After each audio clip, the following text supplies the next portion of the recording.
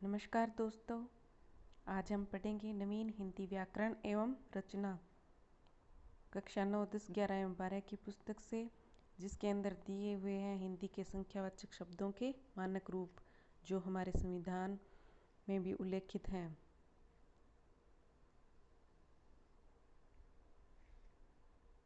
ये इस तरह हिंदी के संख्यावाचक शब्दों के मानक रूप हैं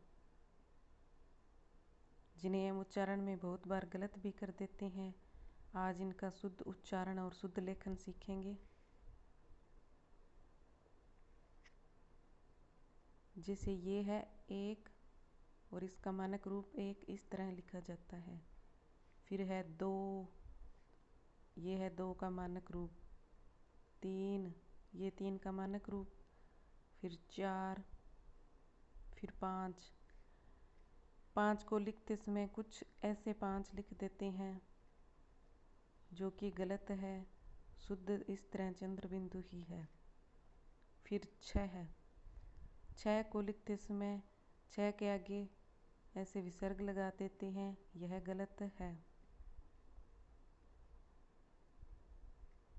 ये शुद्ध रूप है इसका। फिर सात, आठ, नौ। नौ को ऐसे नहीं लिखना है, नौ, यही सही है। 10, 11, 12, 13, 14। कुछ बोलते इसको 14 है, ये है 14। 15, 15 को 15 भी बोलते हैं। इसका शुद्ध उच्चारण एवं शुद्ध लिखित रूप यही सही है। 16।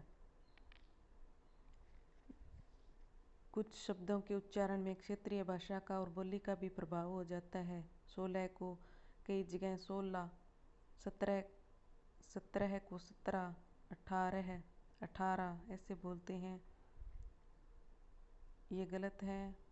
यहाँ जो लिखा हुआ है 16 है, यही सही है। 17 है। और कुछ लिखते हैं ऐसे 17 है, ये गलत है। फिर है 18, 19 और 20। तो इसे एक बार दोबारा से देख लेते हैं। 1, 2, 3, 4, 5, 6, 7, 8, 9, 10, 11, 12, 13, 14, 15, 16, 17, 18, 19 और 20। फिर है 21, 22, 23, 24, 25, 26, 27, 28, 29, 30 और 31। ये 31 है वो रीट एग्ज़ाम में आया हुआ है, इसलिए इन संख्यावाचक शब्दों के मानक हिंदी मानक रूप का अवश्य ध्यान रखें। ये किसी भी एग्ज़ाम में पूछे जा सकते हैं और कक्षा 9, 10, 11, 12 के लिए तो विशेषकर याद करने योग्य और समझने योग्य हैं।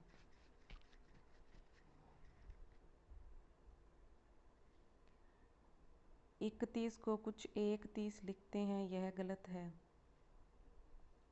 31 ऐसे नहीं लिखना है। 28 का भी विशेष ध्यान रखें। 26, 27, 25, 24 में औ की मात्रा है, न कि ओ की, इसलिए इसको भी ध्यान में रखें।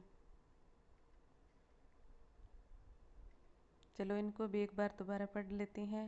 21, 22, 23, 24, 25, 26, 27, 28, 29, 30, 31। 32, 33, 34, 35, 36, 37, 38, 39 और 40। ये देखिए 31, 32, 33, 34, फिर है 35, 36, 37, 38, 39 और 40। ये 39 है, इसको विशेष ध्यान रखने योग्य है।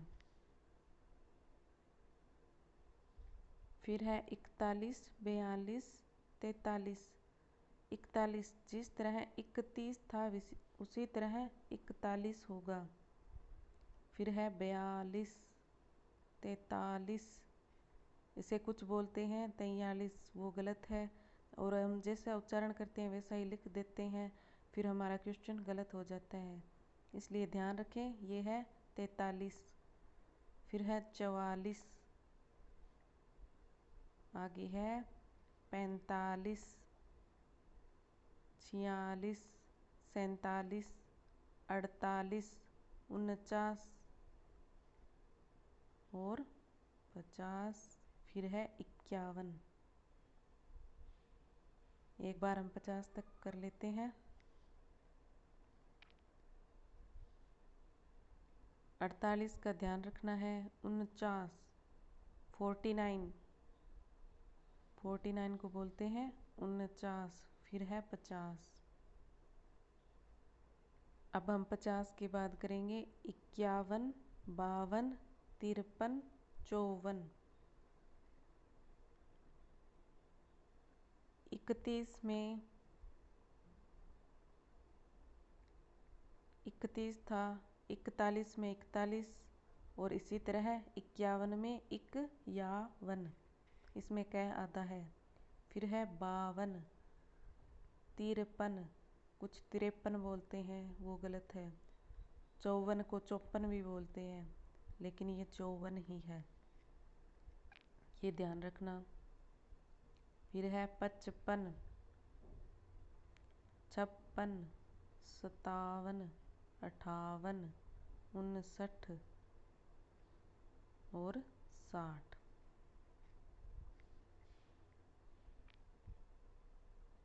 फिर है 61, इसमें भी पहले इक है।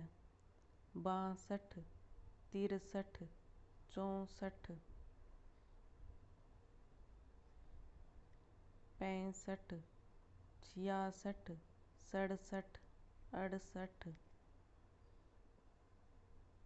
69 और 70 और आगे 71 में भी इक है और इसमें आगे 70, 70 और 69। इसमें 69 को विशेष ध्यान देना बच्चों।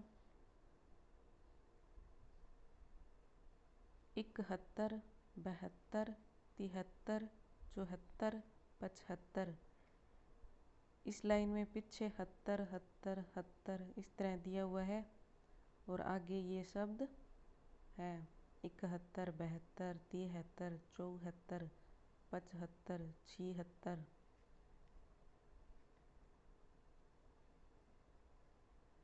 77, 78, 79 और 80।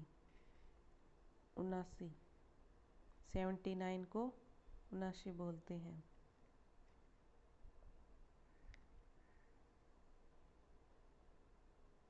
फिर है 81, 82, 83, 84, 85।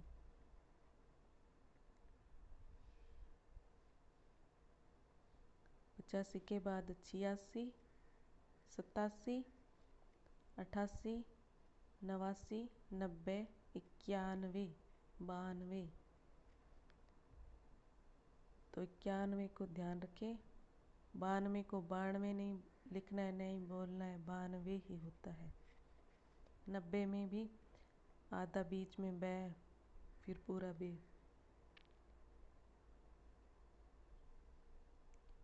91 91, 92, 93, 94, 95।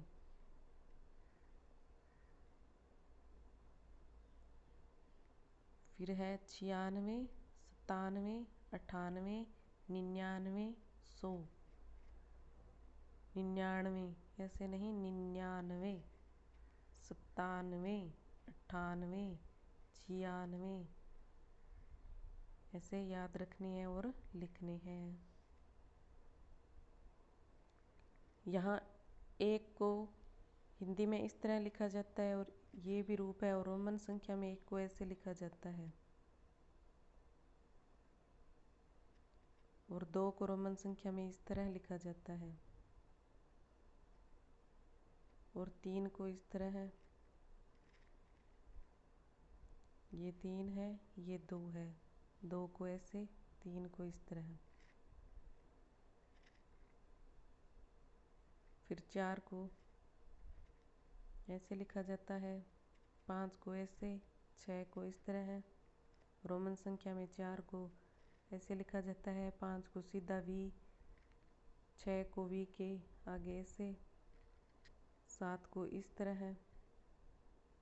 ये रोमन संख्या में भी लिखा जाता है।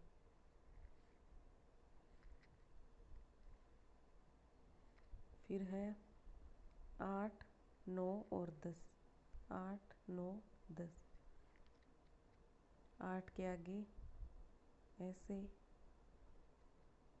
9 को x के आगे इस तरह, और 10 को x की तरह।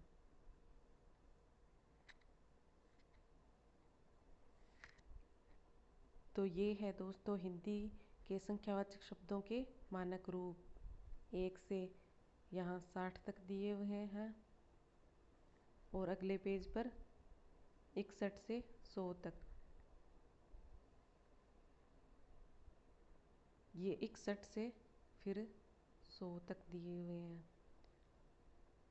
आप इन्हें वीडियो पॉज करके भी देख सकते हैं, और स्क्रीन शॉट लेकर के भी अपनी कॉपी में लिखकर याद कर सकते हैं।